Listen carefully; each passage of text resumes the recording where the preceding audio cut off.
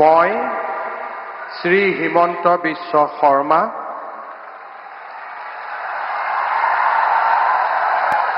ঈশ্বৰৰ নামত শপত লওঁ যে বিধিৰ দ্বাৰা স্থাপিত ভাৰতৰ সংবিধানৰ প্ৰতি মই প্ৰকৃত বিশ্বাস আৰু আনুগত্য পোষণ কৰিম।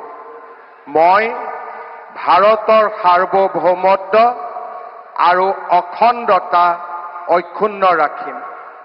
মই অসমৰ মুখ্যমন্ত্ৰী হিচাপে মোৰ কৰ্তব্য বিশ্বস্ততাৰে আৰু শুদ্ধ অন্তঃকৰণেৰে সম্পাদন কৰিম আৰু মই ভয় বা পক্ষপাত, অনুৰাগ বা বিদ্বেষ নোহোৱাকৈ সংবিধান আৰু আইন অনুসাৰে সকলো শ্ৰেণীৰ লোকৰ প্ৰতি ন্যায় আচৰণ কৰিম।